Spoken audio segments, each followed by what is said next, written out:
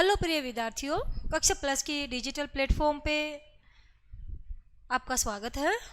मैं रितु शर्मा एसटीसी की अपनी थ्योरीज क्लासेस चल रही थी, उसमें आज अपना टॉपिक रहेगा सृजनात्मकता। तो अपना टॉपिक स्टार्ट करते हैं आज का। सृजनात्मकता, उसकी विशेषताएं क्या क्या है, क्या क्या इसका मतलब है। देखो, सृजनात्मकता जिसे इंग्लिश में बोलेंगे क्रिएटिविटी। क्रिएटिविटी यानी कि कोई चीज़ों से नई नई चीज़ें बना देना, कोई नए आइडिया बना देना, उसमें मौलिकता रहती है हमेशा सृजनात्मकता में, नकल नहीं रहती है, हमेशा मौलिकता ही रहेगी। सृजनात्मकता क्या हो सकती है भाई? जन्मजात होती है और अर्जित होती है। क्वेश्चन आ सकता है कि सृजनात्मकता होती है कैसी होती है? जन्मजात होती है, अर्जित होती है, कि जन्मजात भी होती है और अर्जित दोनों ही होती है, या इनमें से कोई नहीं। तो अपना क्वेश्चन क्या बने, आंसर क्या बनेगा? जन्मजात के साथ साथ सृजनात्मकता कैसी होती है? अर्जित भी होती है, ये सार्वभौमिक होती है। यूं नहीं कि एक क्षेत्र विशेष में सृजनात्मकता पाई जाती है, सृजनात्मकता हर जगह पाई जाती है। सृजनात्मकता क्या होती है? सार्वभौमिक होती है, यूनिवर्सल होती है सृजनात्मकता। सृजनात्मकता का विकास बाल्यावस्था से प्रारंभ हो जाता है। बाल्यावस्था की एज कौन सी है? 7 से लेकर 12 वर्ष। तो सृजनात्मकता विकास कब हो जाता है? बाल्यावस्था से, 7 से लेकर 12 वर्ष की आयु के बीच में। कब तक चलती है ये चरम सीमा पे पहुंच जाती है। सृजनात्मकता अपनी चरम सीमा पर 30 वर्ष की आयु तक पहुंच जाती है। क्वेश्चन बनेगा कि सृजनात्मकता कौन सी आयु तक अपनी चरम सीमा पर पहुंच जाती है? ऑप्शन दे देंगे भिन्न भिन्न प्रकार के, 40, 45, 30, 35। क्या आंसर बनेगा? 30 वर्ष तक। जिन बालकों को उचित वातावरण व आवश्यक संसाधन नहीं मिल पाते, उनकी सृजनात्मकता का क्या हो जाएगा? दमन हो जाएगा। आप क्रिकेट में अच्छे हो बट आपको प्लेटफॉर्म नहीं मिल रहा सीखने का, क्या आप एक अच्छे क्रिकेटर बन सकोगे? क्या नहीं, है ना? क्या हो जाएगा? आपकी सृजनात्मकता का दमन हो जाएगा। आप एक अच्छे सिंगर हो, मौका नहीं मिला आपको आगे आने का, तो आपकी जो आप में जो ये कला थी सिंगर बनने की, वो क्या हो जाएगी? वहीं की वहीं रुक जाएगी। तो उचित वातावरण व आवश्यक संसाधन पे भी अपनी सृजनात्मकता क्या निर्भर करती है। अधिक नियंत्रण व कठोर अनुशासन रखने से भी बालकों की सृजनात्मकता का क्या हो जाता है? दमन हो जाता है। ज़्यादा अनुशासन या उस पर नियंत्रण रखेंगे तो बच्चे में जो खूबियां हैं वो उभर के बाहर नहीं आ पाएगी। सृजनात्मकता व बुद्धि का सकारात्मक संबंध होता है। बुद्धि व अपनी जो सृजनात्मकता है उसमें कैसा संबंध होता है? पॉजिटिव होता है। सृजनात्मकता और बुद्धि साथ साथ चलती है। क्वेश्चन बनेगा कि बुद्धि का सृजनात्मकता के साथ कैसा संबंध है? सकारात्मक, नकारात्मक, शून्य? तो कैसा आएगा अभी संबंध? सकारात्मक संबंध है उसका बुद्धि के साथ सृजनात्मकता का। औसत से अधिक बुद्धि वाला कोई भी बालक सृजनशील हो सकता है। औसत बुद्धि कितनी होती है? 90 से 110। तो क्या होगा? औसत से अधिक बुद्धि वाले बालक होते हैं वो सृजनशील हो सकते हैं। सृजनात्मकता अपसारी चिंतन पे, देखो चिंतन 2 प्रकार का होता है, एक तो अभिसारी होता है और एक अपसारी चिंतन होता है। तो सृजनात्मकता अपसारी चिंतन पर आधारित होता है। अपसारी चिंतन कैसा होता है? इसमें व्यक्ति उत्तर की खोज में चिंतन मनन करने लगता है तथा विस्तृत उत्तर देता है। ये अपसारी चिंतन होता है भाई। मापन कैसे किया जा सकता है सृजनात्मकता का?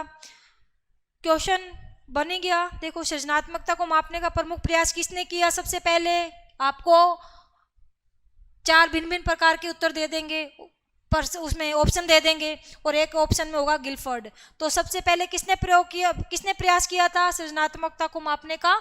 गिलफर्ड ने किया था। सृजनात्मक परीक्षणों का निर्माण, ये तो मापने का प्रमुख प्रयास किसने किया? गिलफर्ड ने। और परीक्षणों का निर्माण किसने किया? गेटजेर, जैक्सन, टॉरंस आदि के द्वारा परीक्षणों का निर्माण किया गया। बहुत ही इंपॉर्टेंट है ये वाला, वेरी वेरी इंपॉर्टेंट है कि भारत में बाकर, मेहंदी व पासी के द्वारा महत्वपूर्ण सृजनात्मक परीक्षणों का निर्माण किया गया। सृजनात्मकता कुछ एक परिभाषाएं देख लेते हैं। स्टिन, करो और करो। सबसे पहले करो और करो। सृजनात्मकता क्या है? मौलिक परिणामों को अभिव्यक्त करने की मानसिक प्रक्रिया है। कौन कहता है ये? करो और करो। मौलिक परिणामों को अभिव्यक्त करने की मानसिक प्रक्रिया करो और करो। सेकंड क्या है? सृजनात्मकता मुख्यतः नवीन रचना या उत्पादन में होती है। James Drever. नवीन रचना या उत्पादन कौन बात करता है इसकी? James Drever. और मौलिक परिणाम और मानसिक प्रक्रिया करो एंड करो। कुछ हेडवर्ड पकड़ लेना, उनसे आप जोड़ लेना इनको। कोल और ब्रूस क्या कहते हैं? सृजनात्मकता एक मौलिक उत्पादन के रूप में मानव मन की ग्रहण करने, अभिव्यक्त करने और गुणांकन करने की योग्यता एवं क्रिया है। कौन कहता है? कोल और ब्रूस। गुणांकन किसकी बात करते हैं? कोल और ब्रूस गुणांकन की बात करते हैं। स्टीन। सृजनात्मकता एक नवीन कार्य है जो किसी सम्य बिंदु पर एक समूह के द्वारा तर्क संगत या उपयोगी या संतोषजनक रूप में स्वीकृत हो। स्टीन। सम्य बिंदु। समय बिंदु सृजनात्मकता में कौन बात करता है? समय बिंदु की। स्टीन। गुणांकन की बात कौन करता है? कोल और ब्रूस। नवीन रचना या उत्पादन जेम्स ड्रेवर। और मौलिक परिणामों को अभिव्यक्त करने की मानसिक क्षमता प्रक्रिया करो और करो। ये कुछ एक अपनों ने परिभाषाएं देखी सृजनात्मकता की। अब अपने देखते हैं तत्व कि सृजनात्मकता के कितने तत्व होते हैं भाई? 4 होते हैं मुख्य। कितने होते हैं? 4। कौन कौन से होते हैं? प्रवाह, लचीलापन, मौलिकता और विस्तारण। इनको आप अच्छे तरीके से याद रखना। ऑप्शन में दे देंगे कि कौन सा तत्व नहीं है, एक अलग दे देंगे, 3 इसमें से दे देंगे, तो आप इनको याद रखना अच्छे तरीके से। प्रवाह अनेक प्रकार के विचारों की खुली अभिव्यक्ति, क्या बोलेंगे? प्रवाह बोलेंगे। लचीलापन की समस्या के आने पर उसके समाधान के लिए अनेक विचार प्रस्तुत करना लचीलापन कहलाता है। मौलिकता क्या?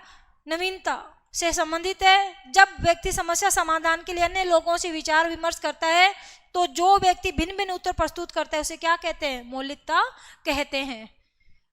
विस्तारण विचारों को बढ़ा चढ़ा के कहना, क्या होता है? इलबरेशन या विस्तारण उसको कहते हैं। आप तो ये चारों के चारों याद रखना, प्रवाह, लचीलापन, मौलिकता और विस्तारण। इसकी ट्रिक से याद कर लेते हैं। पल में विस्तारण, प्रवाह, लय से लचीलापन, में से मौलिकता और विस्तारण।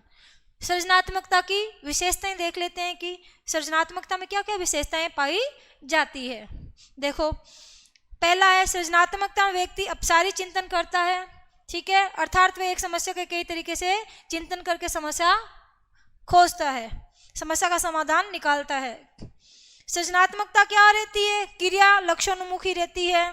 सृजनात्मक व्यक्ति के पूर्व अनुभवों पर भी आधारित होती है कि उसके पूर्व अनुभव उसमें हेल्प करता है उसकी। चौथा, सृजनात्मकता बुद्धि से अलग एक प्रत्यय है, क्योंकि सृजनात्मकता क्या है? चिंतन है, जबकि बुद्धि में चिंतन के अतिरिक्त अन्य मानसिक क्षमताएं हैं। सृजनात्मकता और बुद्धि एक ही चीज नहीं है, अलग अलग है, पर सृजनात्मकता और बुद्धि में सकारात्मक संबंध पाया जाता है।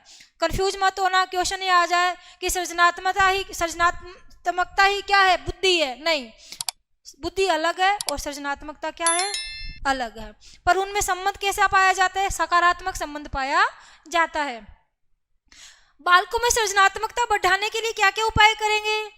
आप एक शिक्षक बन गए हो और उनमें सृजनात्मकता को बढ़ाना चाहते हो तो क्या उपाय करोगे?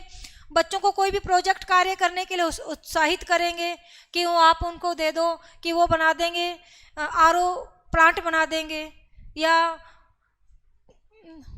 वर्षा संग्रहण वाला वो बना देंगे, सर्कल बना देंगे, कुछ भी बना देंगे, आप उसे प्रोजेक्ट कार्य दे दो। दूसरा क्या है कि छात्रों को अभिव्यक्ति के लिए अधिक से अधिक अवसर प्रदान करें ताकि छात्र अपने नवीन विचार सबके समक्ष प्रस्तुत कर सके। बच्चों को क्लास में खड़े करके उसे कोई क्वेश्चन पूछें, यूं नहीं कि एक लाइन वाला पूछें कि हाँ भारत के प्रधानमंत्री कौन है, बता दिया, नहीं, उसे ऐसा क्वेश्चन पूछे कि बच्चा अपने अनुभव शेयर कर सके क्लास में। तीसरा, शिक्षक छात्रों के नवीन कार्यों की प्रशंसा करे। बच्चे ने कोई भी नया प्रोजेक्ट बनाया है, कोई भी नवीन कार्य किया है तो उसकी क्या करे? प्रशंसा करे और उनका उत्साह व रुचि बनाए रखे। तीसरा हो गया भाई। चौथा क्या कह रहे हैं कि शिक्षक को मानसिक उद्वलीकरण विधि ब्रेन स्ट्रोमिंग, कौन सी? ब्रेन स्ट्रोमिंग को बढ़ावा देना चाहिए। इसका प्रतिपादन किसने किया था? ओसबर्न ने दिया था। फिफ्थ क्वेश्चन, जीवन के विभिन्न क्षेत्रों से संबंधित समस्याओं का भली भांति प्रत्यक्षीकरण करवाकर उनके तर्क संगत भिन्न भिन्न परिणाम प्रस्तुत करने को प्रोत्साहित करना चाहिए।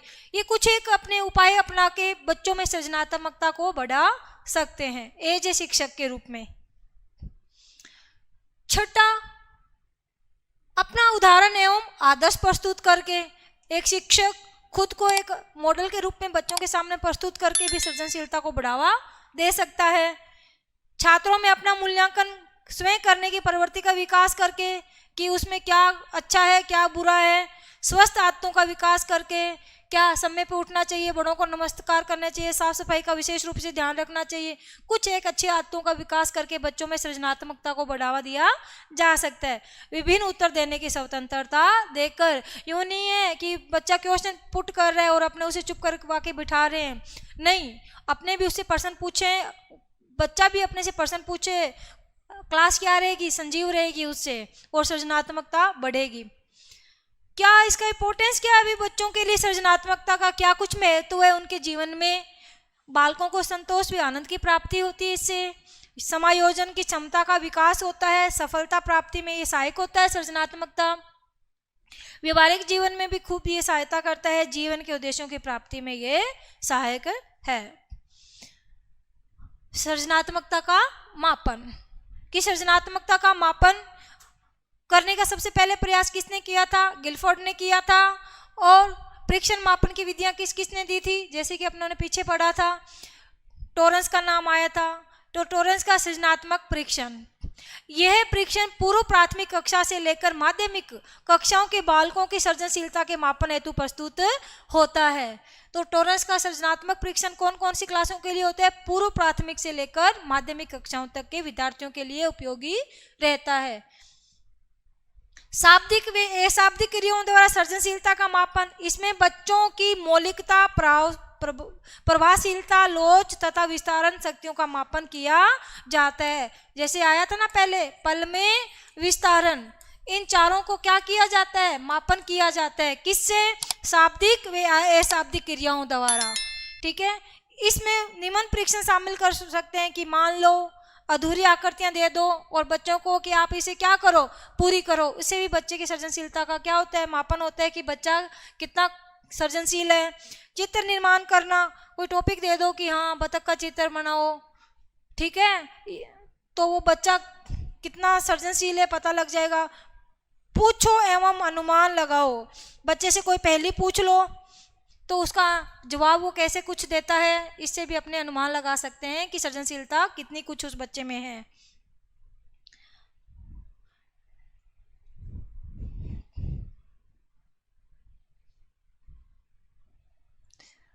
तो आज का अपना ये टॉपिक बहुत ही स्वीट एंड शॉर्ट था, सृजनात्मकता। मैं आशा करती हूँ कि आपको मेरा ये वीडियो पसंद आया होगा। मेरे चैनल को सब्सक्राइब करें, आप कक्षा प्लस चैनल को सब्सक्राइब करें, वीडियो को अपने दोस्तों के साथ शेयर करें और मेरे वीडियोज़ को लाइक करें।